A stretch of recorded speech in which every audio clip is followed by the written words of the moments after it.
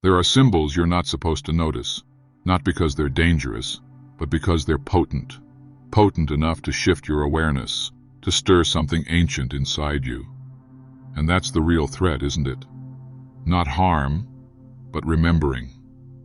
Long before written language or religion, humanity carved its truth into shapes.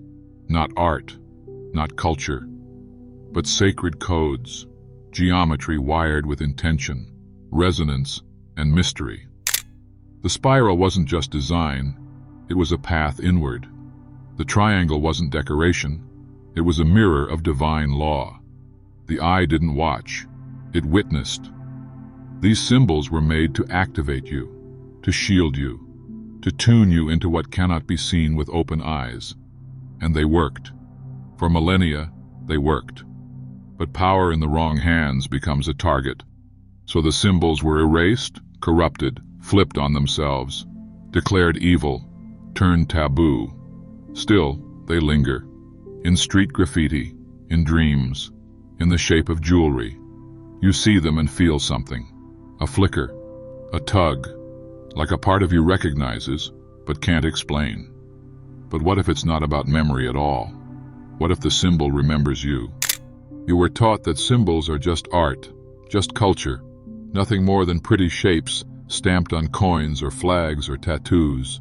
But the ancient initiates, the ones who mapped the stars without telescopes, who healed without medicine, saw these symbols as tools.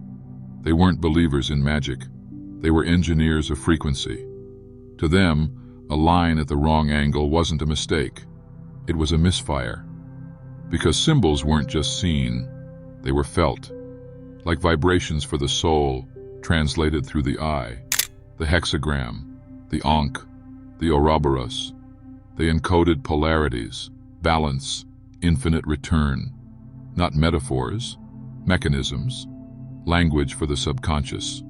A blueprint for transforming inner energy into outward reality.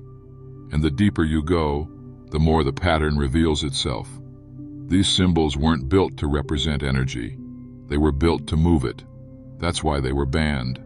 Because people who can move energy don't beg for permission. They create. You felt it before. That quiet tug when you saw a symbol you didn't understand, but couldn't stop looking at. Like it was watching you back. It might have been carved into a wall, drawn in a dream, inked on a stranger's skin. And for a moment, your chest tightened, not in fear, but in recognition. You didn't need a history lesson to feel it, because your body already knew. Somewhere beneath words and reason, you understood that symbol not with your mind, but with your memory. That ancient part of you that remembers without learning, that recognizes without proof. The language of the soul isn't taught, it's awakened. And when that recognition hits, it's subtle, but irreversible. Your thoughts stretch. You question what's been erased. You wonder what else has been hidden right in front of you. Because once you feel a symbol resonate, you're no longer just a viewer.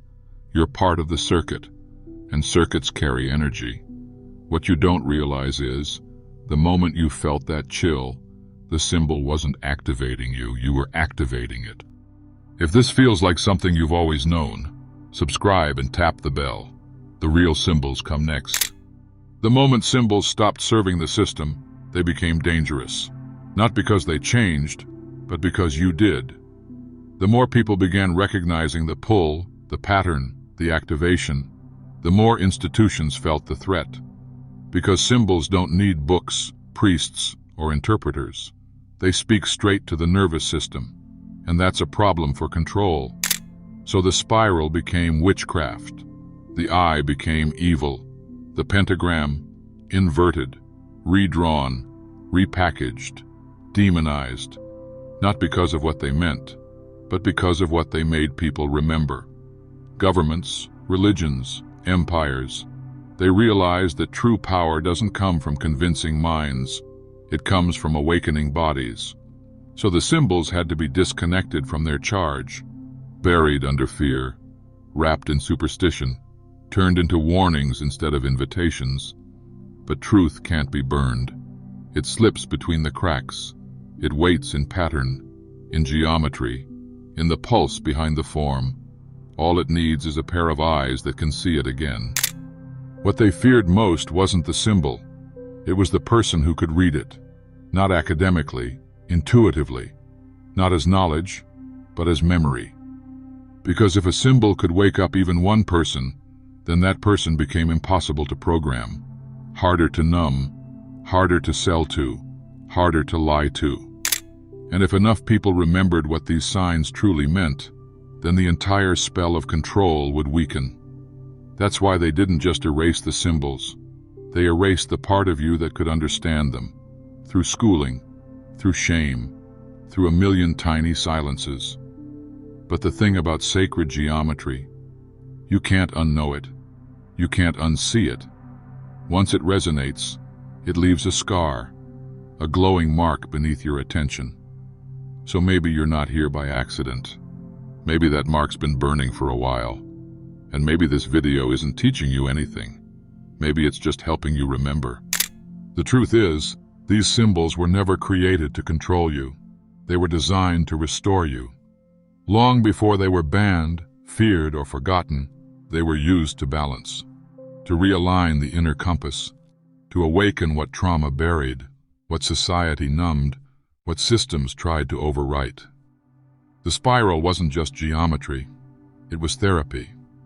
The eye wasn't surveillance, it was awareness. The pentagram wasn't darkness, it was integration. And here's what no one told you. You don't have to believe in them for them to work. These symbols are not concepts, they're technologies, built to interface directly with your energy field. When drawn, worn, visualized, or even remembered, they begin to tune your inner frequencies back to coherence. They help release what's stagnant, amplify what's alive, and remind you that you were never broken, only disconnected. You don't need rituals. You don't need permission. You just need to remember what these symbols are meant to do, and what you were meant to become when you saw them again. Look closer. The symbols never disappeared. They just changed forms. In the architecture of ancient temples, in the way city streets curve, in the logos of corporations you see every day, they're hiding in plain sight, not to deceive you, but to remind you. Because once a symbol has touched your consciousness, it starts appearing everywhere. Not because it wasn't there before, but because you couldn't see it. Awareness works like a key. Once it turns, the whole landscape changes. The question isn't whether these symbols are real. The question is, why were you blind to them for so long? What else have you passed by without ever really looking? What if the real knowledge isn't locked in books, but scattered in fragments, in art, in shapes, in dreams, waiting for someone who can see with more than eyes? If that someone is you, then you already know the answer. You've just forgotten the question. Some symbols weren't just discovered, they were built, crafted by hand, charged with energy, hidden in plain sight, not ancient, but personal. And you can make one too. We call them sigils. And if you're curious to see how people actually create and activate them, there's a video for that, only if you want. Maybe symbols were never powerful on their own. Maybe their power came from being recognized. Maybe they're ancient reflections, designed not to impress you, but to wake you up. Each spiral, each triangle, each hidden eye was a reminder, not of some forgotten wisdom, but of a wisdom you carry, a map you've walked in dreams, a language you've spoken in silence. You were taught to decode, to analyze, to ask others for meaning. But these symbols, they're not to be understood, they're to be remembered. And memory is personal. The way a symbol makes you feel, the vibration it stirs in your chest, that is the meaning. The next time one speaks to you, don't rush to explain it. Don't dilute it with someone else's truth. Instead, listen. Not with your mind, with your energy. Because maybe it's not about following symbols anymore. Maybe the invitation was always this: don't read the symbol, become the signal. Do you think these symbols were created by humans to access something higher? Or were they given to humans by something higher to remember who they really are?